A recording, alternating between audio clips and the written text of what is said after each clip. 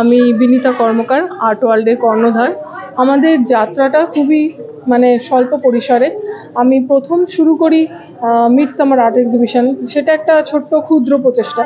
তারপরে এর আগের বছর আমাদের ছিল সত্যজিৎ রায় মহাশয়কে শ্রদ্ধার্ঘ্য রে আর্ট ফেস্ট করার পরে আমার মাথায় একটা চিন্তা এলো যে যখন আমি চিত্র পরিচালকদের নিয়ে কাজ করছি তখন আমার তার পরবর্তীতে এমন একজনকে রাখা উচিত যিনি খুব স্বল্প পরিসরের মধ্যেই খুব খ্যাতি অর্জন করেছিলেন, অর্থাৎ আমাদের সকলের প্রিয় ঋতুদাকে আমরা চিত্রের মাধ্যমে তুলে ধরার চেষ্টা করেছি।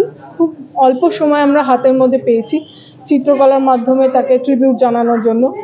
এবং তার যে কটা সিনেমা উনি তার জীবনদশায় উনি আমাদের উপহার দিয়ে গেছেন, সেগুলোকে আমরা রং তুলির মাধ্যমে তার কিছু ভাবনাকে আমরা সুন্দরভাবে এখানে চিত্রের মাধ্যমে প্রস্ফুটিত করেছি। এবং উনি যে জিনিসগুলো ভালোবাসতেন, উনি লাল কালো ভালোবাসতেন, তাই আমরা লাল কালো বসনেই সকলে এসেছি সজ্জিত হয়ে।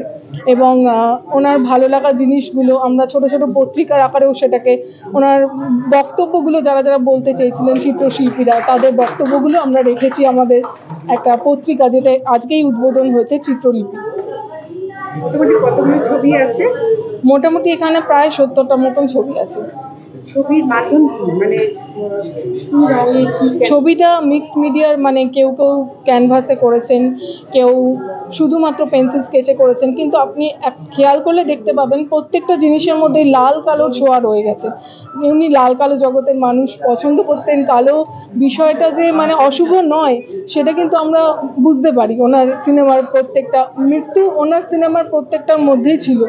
এবং কিন্তু ওনার জীবনে যে কষ্টগুলো সেগুলো কিন্তু উনি উপেক্ষা করে উনি আমাদেরকে দারুণ উপহার দিয়ে গেছেন। একদম হীরের আংটি থেকে শুরু করে সত্যান্বেষী, যা আমাদের আজীবন মনে থাকবে। দুই মেলবন্ধন হয়েছে, নবীন এবং প্রবীণ। এবং নবীনদের মধ্যেও যেরকম খুব সুন্দর কাজকর্ম রয়েছে, সেরকম অভিজ্ঞ প্রবীণ স্যারেরাও আমাদের সাথে একসাথে মিলিত হয়ে ছবি রেখেছেন। তার মধ্যে পল চিরঞ্জিত স্যার রেখেছেন, এবং পল চিরঞ্জিত স্যার অয়েল কালারে তিনি ক্যানভাসের মধ্যে ঋতুপর্ণ ঘোষের একটা পোর্ট্রেট দিয়েছেন।